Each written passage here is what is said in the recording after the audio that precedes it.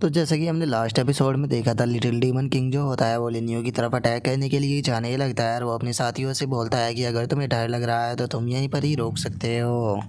जो सुनते के साथ ही लिटिल डीमन किंग के जो दोनों साथी होते हैं वे भी जाने लगते हैं और वे हंसते हुए बोलते हैं कि हमारा इंतज़ार करो, हम भी आ रहे हैं। और उनके इतना बोलते ही हम तीसरे बंदे को देखते हैं जो कि काफ़ी ज़्यादा घबरा रहा होता है और वो घबराते हुए अपने मन में सोचता है कि मुझे क्या कहना चाहिए, क्योंकि नीचे से बहुत ही ख़तरनाक स्पेशल एनर्जी जो थी वो महसूस हो रही थी।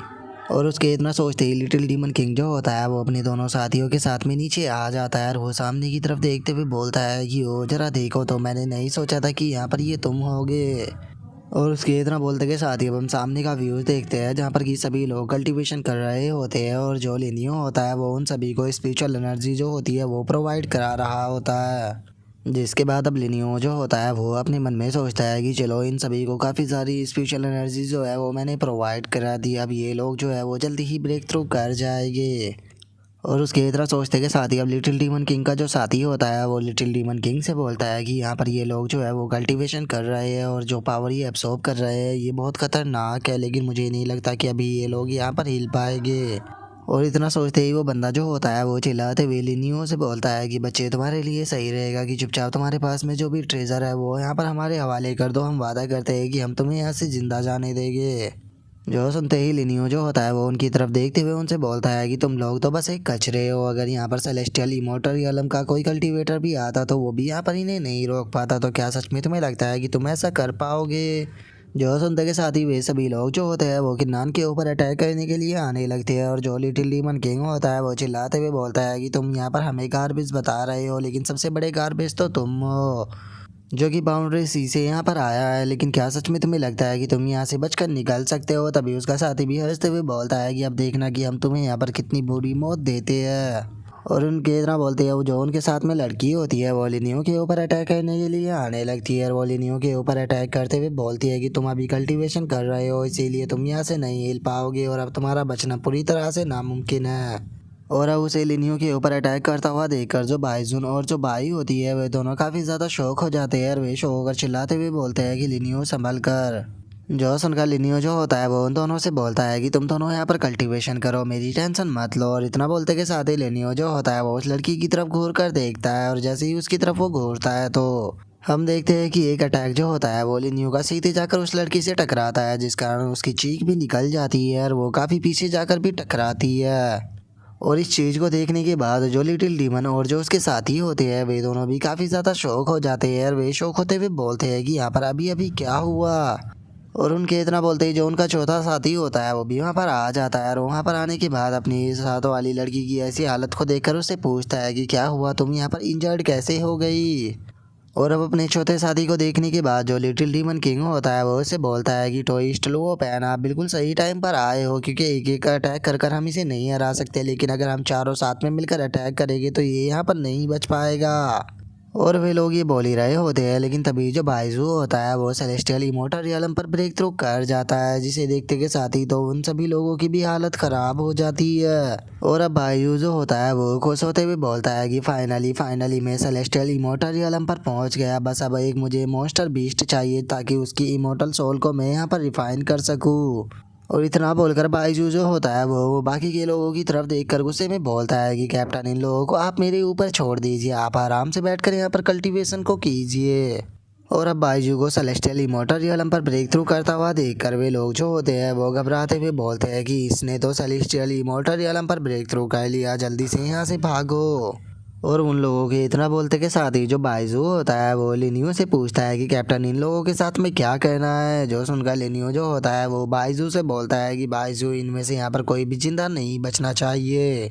जो सुनते के साथ ही बाइजू जो होता है वो उन लोगों के ऊपर अटैक करते हुए लिनियो से बोलता है कि कैप्टन, आप टेंशन मत लीजिए, इनमें से आज यहाँ पर कोई भी जिंदा जो है वो बचकर नहीं जाएगा। और अब बाइजू को अटैक करता हुआ देखकर जो लिटिल डीमन किंग होता है वो बाइजू से बोलता है कि बाइजू, हम लोग जो है वो यहाँ पर 5 रियलम से है, तो इसीलिए हमें एक दूसरे को यहाँ पर हर्ट नहीं करना चाहिए, क्योंकि सेम 5 रियलम से होने के कारण हम लोगों की एनर्जी जो है वो भी सेम है और एक दूसरे के साथ में कनेक्ट भी है, तो इसीलिए हम दोनों जो है वो यहाँ पर भाई की तरह हुए। जो सुनते के साथ ही बायजू जो होता है वो गुस्से में देखकर उन लोगों की तरफ बोलता है कि ओ अच्छा, तो तुम लोग जो है वो सेम एनर्जी को यहाँ पर पोजेस करते हो, तो टेंशन मत लो, मैं तुम सभी को यहाँ पर सेम ही टाइम पर मारूंगा। जो सुनते के साथ ही लिटिल डीमन किंग जो होता है उसे भी गुस्सा आ जाता है और वो गुस्से में अपने ओरा को रिलीज करते हुए बोलता है कि बच्चे, क्या तुम्हें लगता है कि तुमने अगर सेलेस्टियल इमॉर्टल रियलम पर ब्रेक थ्रू कर लिया है तो हम तुम्हें यहाँ पर नहीं मार सकते। और इतना बोलकर वो अपने दोनों साथियों से बोलता है कि ठीक है, हम लोग साथ में इसके ऊपर अटैक करेंगे, हो सकता है कि हम जीत जाए। तभी उसका दूसरा साथी भी बोलता है कि हाँ, आपने सही कहा। और इतना बोलते के साथ ही जो लिटिल डीमन किंग और जो वो टकला होता है वो दोनों वहाँ पर बाइजू के ऊपर अटैक करने के लिए जाने लगते हैं। जो देखने के बाद बाइजू बोलता है कि ओ अच्छा, तुम्हें सच में लगता है कि तुम मुझसे जीत पाओगे। और बाइजू ये बोल ही रहा होता है, लेकिन तभी वे दोनों जो होते हैं वो वहाँ से भागते हुए निकलते हुए बोलते हैं कि जल्दी से यहाँ से भागो। जो देखकर बाइजू भी एक पल के लिए शौक हो जाता है। और वहीं जो वो लड़की और जो उसका दूसरा साथी होता है वही चिल्लाते हुए लिटिल डीमन किंग से बोलते हैं कि बास्टर, तुम यहाँ पर हमें फंसाने के बाद यहाँ से भाग रहे हो। और उनके इतना बोलते के साथ ही जो बाइजू होता है वो उन दोनों के ऊपर अटैक करते हुए अपने मन में सोचता है कि चलो पहले मैं इन दोनों को यहाँ पर निपटाता हूँ, जिसके बाद मैं उससे निपटने के लिए जाऊँगा। और इतना सोचते के साथ ही बाइजू जो होता है वो उस लड़का और लड़की को वहीं पर ही मार देता है। और उन्हें मारने के बाद अब उन बाकियों के पीछे जाते हुए बोलता है कि तुम लोग आज यहाँ से कहीं भी बचकर नहीं जाने वाले। तुम लोगों ने यहाँ पर कैप्टन को डिस्टर्ब कर कर अपनी मौत को बुला लिया है, तो इसीलिए अब चाहे कुछ भी क्यों ना हो जाए, लेकिन मैं तुम्हें ढूंढ कर मारूंगा। और बाइजू के इतना बोलते के साथ ही हमारा व्यू जो होता है वो स्काई डोमेन का जो six wing God king palace होता है वहाँ पर आ जाता है, जहाँ पर कि हम देखते हैं कि जो सिक्स विंग गॉड किंग होता है वो वहाँ पर बैठा हुआ होता है। और हम उसके सामने बैठे हुए एक और पर्सन को देखते हैं जो कि गॉड किंग से बोलता है कि god king, nine tail sky fox की जो सील थी वो कमज़ोर हो रही है, तो क्या आपको जाकर उसे एक बार नहीं देखना चाहिए। जो सुनकर जो गॉड किंग होता है वो चेस के गेम को चलते हुए उससे बोलता है कि अरे कोई बात नहीं, ये इतना ज़्यादा अर्जेंट भी नहीं है। जो सुनकर गॉड किंग के सामने जो पर्सन बैठा होता है वो गॉड किंग से बोलता है कि जो 10 एंशिएंट होली लैंड है उनमें से केवल जो शी फैंग रियलम है, उस जगह पर इस time celestial immortal realm even की उसी ऊपर के कल्टीवेटर भी जो है वो वहाँ पर इंटर कर रहे हैं। तो इसीलिए मुझे नहीं पता कि आखिर इस बार कौन सा उनमें से नाइन टेल स्काई फॉक्स जो है उसे बाहर लेकर आ सकता है। जो सुनकर गॉड किंग जो होता है वो उसे बोलता है कि जो एंशियंट पावरफुल मैन है वो नहीं चाहते हैं कि जो ये 10 एंशियंट होली लैंड है इनके सीक्रेट जो है वो बाहर आए, लेकिन मैं इस चीज़ को चाहता हूँ।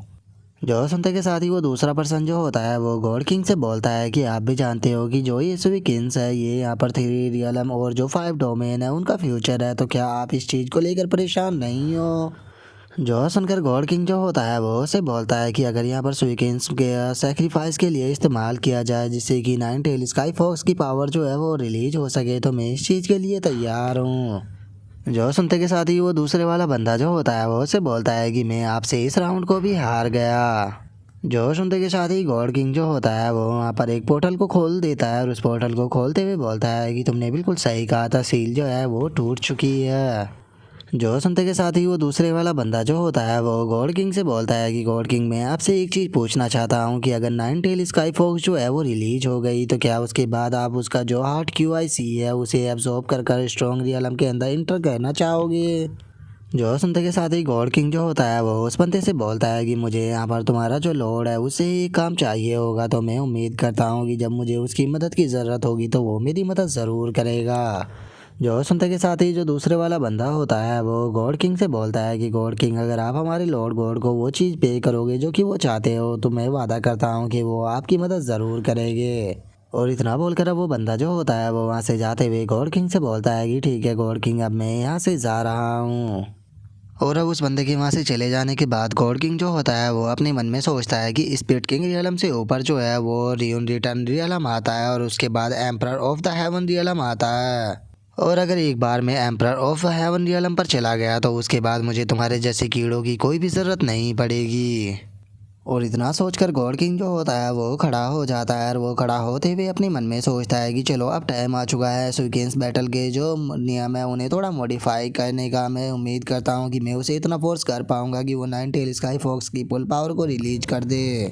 और इतना सोचते के साथ ही अब गॉड किंग जो होता है वो चिल्लाते हुए बोलता है कि जो टेरिटरी की बैटल थी वो अब अपनी फाइनल स्टेज पर जा चुकी है। तो इसीलिए अगर तुम गुआनजुई टेरिटरी जो है अगर उसके ऊपर कंट्रोल कर लेते हो तो तुम इसे जीत जाओगे। और अभी के टाइम पर गुआनजुई टेरिटरी के ऊपर जो कैप्टन लिनियो है उसका कब्जा है। और अब इस बात को सुनने के बाद बाइजू जो होता है वो भी काफ़ी ज़्यादा शौक हो जाता है। और वो शौक होते हुए अपने मन में सोचता है कि क्या इस तरह से तो सभी लोग हमारे ऊपर ही अटैक करने के लिए आ जाएंगे।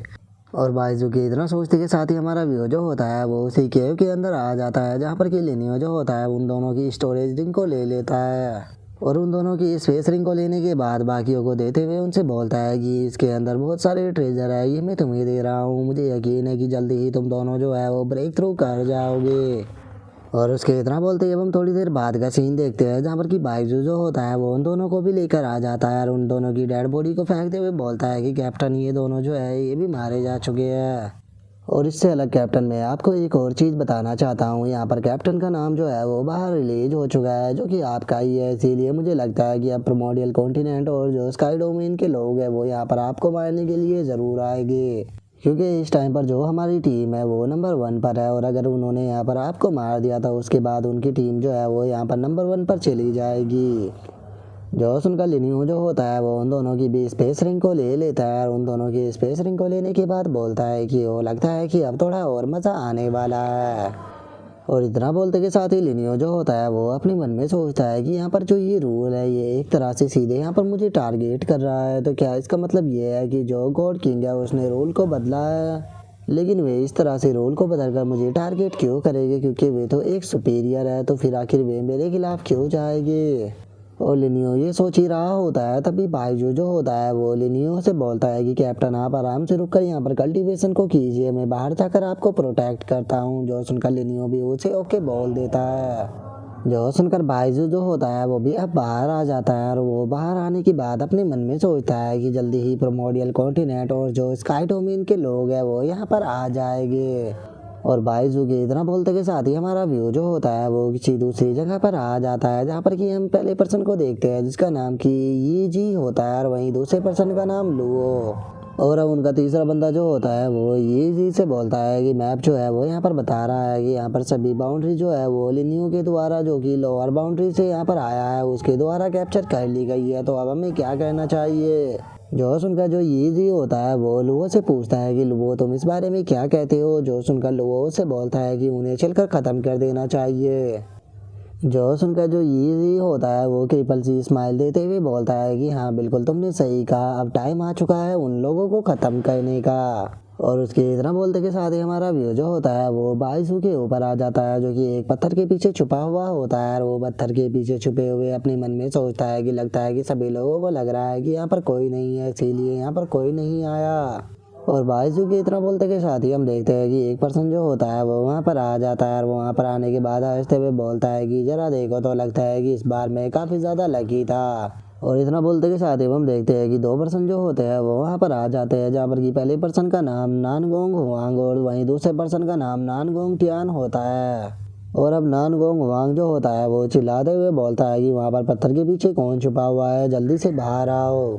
और अब नानगोंग सुनते के साथ ही हम देखते हैं कि बाइजू जो होता है वो भी थोड़ा घबराने लगता है और वो घबराते हुए अपने मन में सोचता है कि नानगोंग हुआंग और नानगोंग टियान क्या ये लोग नानगोंग फैमिली से है। और वो ये सोच ही रहा होता है, लेकिन तभी जो नानगोंग हुआंग होता है वो सीधे बाइजू के ऊपर अपने अटैक को कर देता है, जो कि बाइजू के पास में रखे हुए पत्थर के ऊपर जाकर लगता है। लेकिन बाइजू जो होता है वो सही टाइम पर वहाँ से हट जाता है।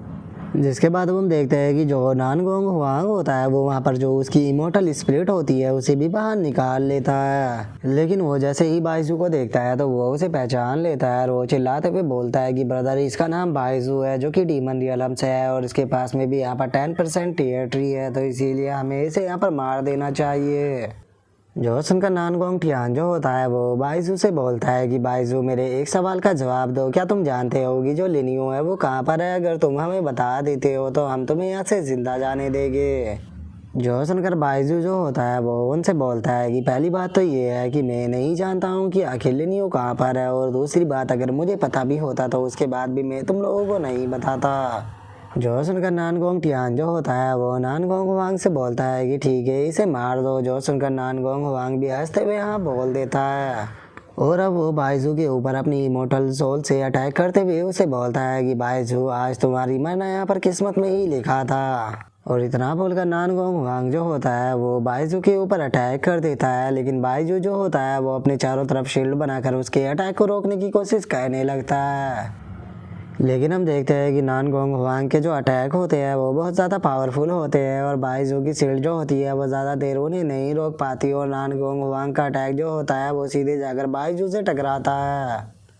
और अब नानगोंग टियान जो होता है वो बाइजू को पकड़ते हुए उसे बोलता है कि यहाँ पर तुम्हें समझ में आ ही गया होगा कि तुम हमारे सामने कितने ज़्यादा कमज़ोर हो, तो इसीलिए टाइम को बर्बाद करना बंद करो और चुपचाप मेरे क्वेश्चनों का जवाब दो। और इतना बोलते के साथ ही जो नानगोंग टियान होता है उसका ध्यान ज़मीन पर बने हुए होल की तरफ जाता है, जिसे देखने के बाद वो बाइजू से बोलता है कि यहाँ पर आखिर ये होल कैसा है,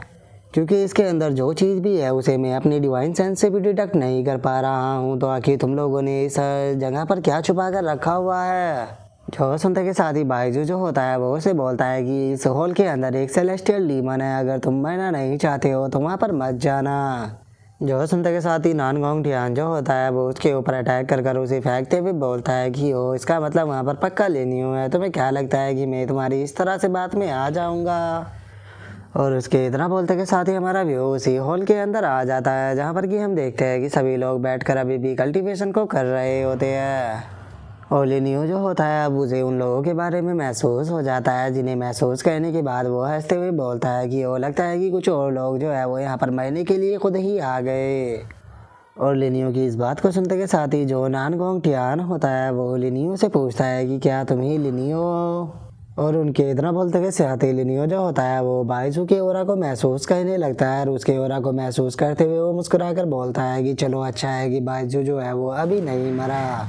और लिनियो ये सोच ही रहा होता है, तभी नानगोंग टियान जो होता है वो लिनियो से बोलता है कि छोड़ो, अगर तुम मेरे यहाँ पर सवाल का जवाब भी नहीं देना चाहते हो तो मत दो, वैसे ही तुम यहाँ पर आज मरने ही वाले हो, लेकिन मैं अभी भी तुम्हें एक मौका दे सकता हूँ। हमारे यहाँ पर अटैक करने से पहले अगर तुम चाहो तो यहाँ पर सुसाइड कर सकते हो, क्योंकि हम लोग जो है वो यहाँ पर तुम्हें बहुत ही तड़पा तड़पा कर मारने वाले हैं। जो संत के साथ ही लिनियो जो होता है वो उससे बोलता है कि तुम लोग मुझे यहाँ पर चॉइस दे रहे हो, लेकिन मैं तुम लोगों को कोई भी चॉइस नहीं देने वाला, क्योंकि तुम लोगों को मैं खुद अपने हाथों से मारूंगा। जो सुनते के साथ ही नानगोंग टियान जो होता है वो हंसते हुए बोलता है कि वो अच्छा तो लगता है कि तुम यहाँ पर मरना ही चाहते हो, नानगोंग हुआंग जल्दी से इसे ख़त्म करो। जो सुनते के साथ ही जो नानगोंग हुआंग होता है वो लिनियो के ऊपर अटैक को कर देता है और वो हंसते हुए बोलता है कि अगर हमने इसे यहाँ पर मार दिया तो उसके बाद नंबर 1 हम बन जाएंगे। जो सुनकर लिनियो जो होता है वो फाइट के लिए तैयार होते हुए बोलता है कि तुम बहुत ज़्यादा शोर करते हो। और अब लिनियो को फाइट के लिए तैयार होता हुआ देखकर जो नानगोंग हुआंग होता है वो हंसते हुए बोलता है कि जरा देखो तो एक गार्बेज जो है वो यहाँ पर मुझसे फाइट करने के लिए तैयार हो रहा है। और वो इतना बोल ही रहा होता है, तभी लिनियो जो होता है वो एक ही पल में उसके सामने आ जाता है और अपनी फिंगर को उसकी तरफ पहुंचाने लगता है, जो देखकर नानगोंग हुआंग घबराते हुए अपने मन में सोचता है कि ये बहुत ज़्यादा फास्ट है। और उसके इतना सोचते ही लिनियो जो होता है वो अपनी फिंगर को उसके फोरहेड के ऊपर मारकर जो उसकी इमोर्टल सोल होती है उसे तोड़ देता है, जो देखकर जो नानगोंग हुआंग होता है वो चिल्लाते हुए बोलता है कि नहीं, मेरी इमोर्टल सोल टूट गई। और इतना बोलकर नानगोंग हुआंग जो होता है वो वहाँ पर जोर जोर से रोने लगता है और वो रोते हुए चिल्ला कर बोलता है कि बास्टर्ड, मैं तुम्हें जिंदा नहीं छोड़ूंगा, मैं तुम्हें आज मार दूंगा। और इस चीज़ को देखने के बाद जो खुद नानगोंग टियान होता है वो भी काफ़ी ज़्यादा शौक हो जाता है और जो लिनियो होता है वो हंसते हुए नानगोंग हुआंग से बोलता है कि तुम इस चीज़ के क्वालिफाई नहीं हो कि तुम यहाँ पर मेरे अपोनेंट बन सको। और इतना बोलकर लिनियो जो होता है वो नानगोंग हुआंग के ऊपर काफ़ी सारे अटैक कर कर उसे वहीं पर ही मार देता है। और उसे मार देने के बाद अब जो लिनियो होता है वो नानगोंग टियान की तरफ देखते हुए उसे बोलता है कि ठीक है, अब यहाँ पर मरने की तुम्हारी बारी है। जो सुनते के साथ ही जो नानगोंग टियान होता है वो बहुत ही क्रीपी सी स्माइल देते हुए बोलता है कि तुमने अगर इस पीस ऑफ ट्रैश को यहाँ पर मार दिया तो क्या सच में तुम्हें लगता है कि तुम यहाँ पर मेरा सामना कर सकते हो? लगता है कि तुम यहाँ पर मेरी नानगोंग फैमिली जो है उसकी पावर के बारे में नहीं जानते हो, तो चलो टाइम आ चुका है आज तुम्हें यहाँ पर हमारी नानगोंग फैमिली की जो डिवाइन पावर है वो दिखाने का। और इतना बोलते के साथ ही जो नानगोंग टियान होता है वो वहाँ पर अपनी डिवाइन पावर जो होती है उसका इस्तेमाल करने लगता है। और इस पावर का इस्तेमाल करने के कारण जो नानगोंग टियान होता है वो वहाँ पर कल्टीवेशन कर रहे लिनियो के सभी दोस्तों की जो एनर्जी होती है उसे भी एब्सॉर्ब करने लगता है।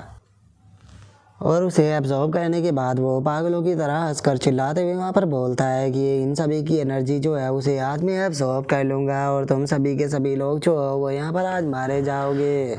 और इतना बोलकर जो नानगोंग टियान होता है वो अपने मन में सोचता है कि मैं आज इनमें से यहाँ पर किसी को भी चिंता नहीं छोड़ने वाला, मैं सभी को मार दूँगा। और अब उसके इतना सोचते ही हमारा आज का एपिसोड जो होता है वो यहीं पे कंप्लीट हो जाता है। तो नेक्स्ट एपिसोड में देखें कि आगे क्या होता है। अगर आप लोगों को वीडियो अच्छी लगी हो तो लाइक करना, चैनल को सब्सक्राइब करना। मैं मिलता हूँ नेक्स्ट एपिसोड में, तब तक के लिए बाय बाय गाइस।